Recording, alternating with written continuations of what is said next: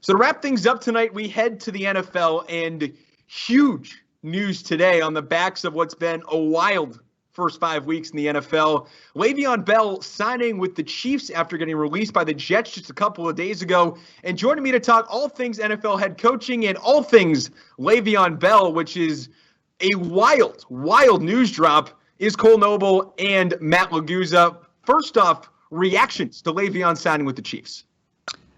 Just honestly, for me, not surprised. Le'Veon, I felt like was going to sign with a contender. Already this year, the Jets were scheduled to pay the last, for this year, they were scheduled to pay the $6 million they owed him for this year. So he already had his money. So what you were looking at was a run with a contender, just a one-year deal, whether it was going to be Buffalo or whether it was going to be Kansas City. So it was Kansas City. So he's going to get his chance now to run for a ring now in Kansas City with the Chiefs. And it's a good thing for Kansas City. The rich get richer. Adding yet another weapon to their offense. Yeah, I'm not surprised either. It's really, he already got his money, as you mentioned, and this year's all about winning a ring. Miami's more of a long-term project. They still got Fitzmagic starting at quarterback, even though he's showing off this year so far with the arm. But that's more of a long-term contract. Once he gets into free agency, he will move on to a team like that. I am surprised, though, that he chose the Chiefs because I think Buffalo would have been a much better fit because Devin Singletary's their starting running back. And having a receiving back like Le'Veon Bell and a veteran like Le'Veon Bell would help him a lot, especially after watching him play against Tennessee this Tuesday. Now, what's surprising about the Chiefs is they already have rookie running back Clyde Edwards-Helaire, and he's a very similar back, and he actually has potential to be even better than Le'Veon Bell. It's going to be interesting to see how Andy Reid incorporates both of them into the offense and to see what their different roles are for the rest of the season. And Cole, you're a huge X's and O's guy. If you're Andy Reid, how do you fit Bell into your offense? Bell would be a perfect early down back, in my opinion, for the Kansas City Chiefs. Take a lot of pressure off of Clyde Edwards-Helaire. Definitely not what you want to do per se with your guy that you want to really develop, your rookie first-round pick. But going into the second half of the season, he's been working a lot. He's been a lead back for this offense with no one else there taking the carries away from him. Now give him time to rest.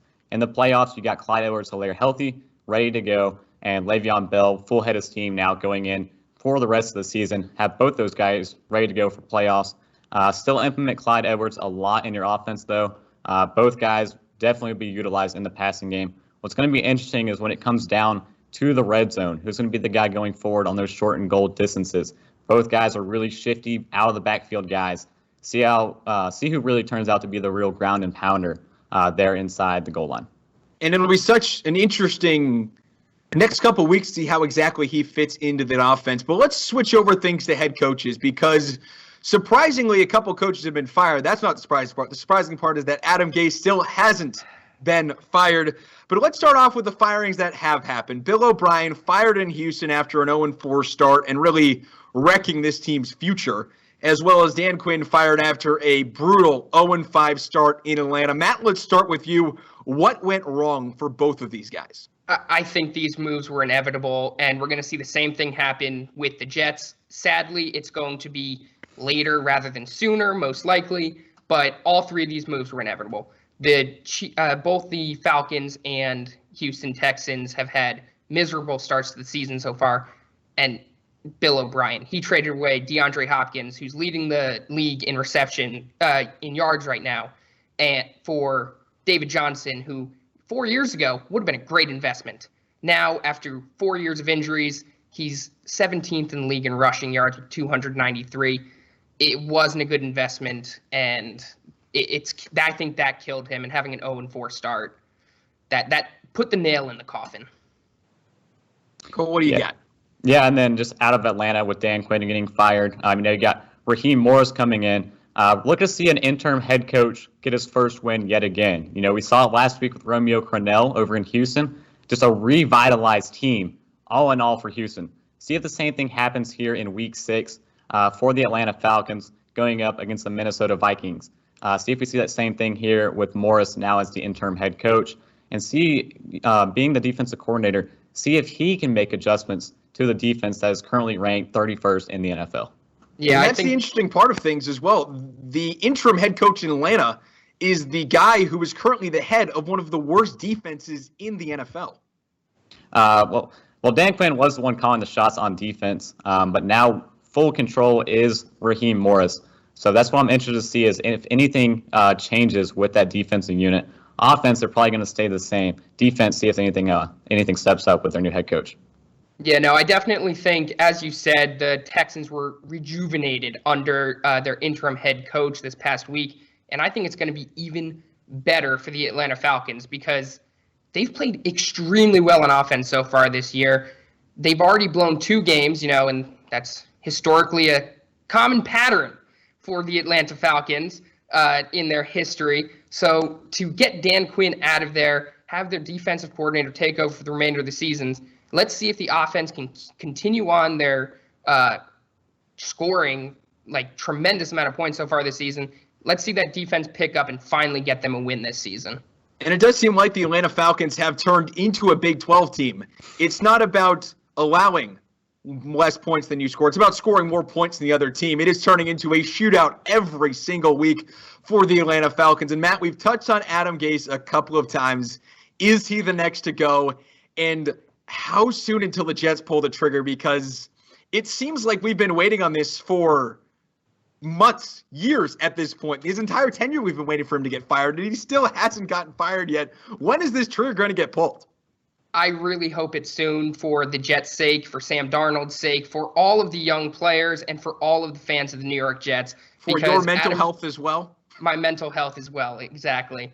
But Adam Gase is not the guy to handle the Jets' offense. He was brought in to help Sam Darnold and help him develop into a star quarterback.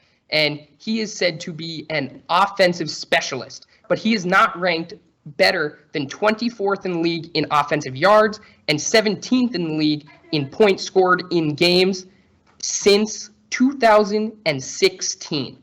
And that's when he had his first head coaching job with Miami, and that was the only time he ever reached the playoffs. Adam Gase is not the same guy as he was back in Denver when he was offensive coordinator. He should give up play calling, and they need to get rid of him as soon as possible if they want a chance to develop in the next 5 years. Now, Matt, I hate to tell you this because you're a Jets fan, but in my opinion, it's not going to be sooner rather than later for firing Adam Gase. He's not going to be the next one gone.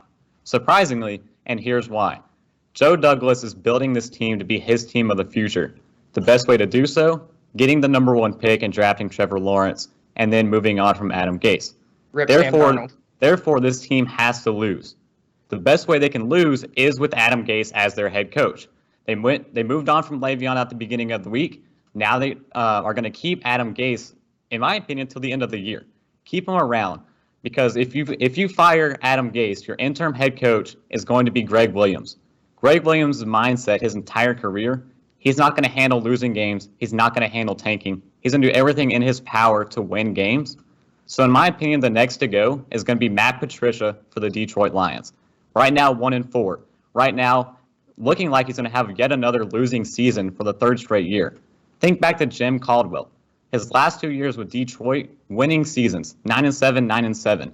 Now you've had back-to-back losing seasons with Matt Patricia, who's saying that he's, reviving this team, even though year after year they keep going worse and worse with Matt Patricia. Coming out of their bye, their next 5 games, Jacksonville, Atlanta, Indianapolis, Baltimore, Washington. If they lose all 5 of those games, they have yet another losing season. So if they come stumbling out of this bye, it's going to be time for Matt Patricia to call it quits with the Detroit Lions. Well, if you're a Jets fan and just listen to what Cole said, you're going to have to basically not watch football on Sundays for the rest of the year because I don't know how the Jets fans will handle Adam Gase being their head coach for the rest of the year. But that's all the time we got for you guys. Thanks so much for joining us for talking all things NFL football. And like Jets fans are hoping the light goes out on Adam Gase's career, the lights go out in Matt Laguzza's room. We'll be back right after this to wrap everything up. I'm Jay McBlake. This is 1-on-1 Sports.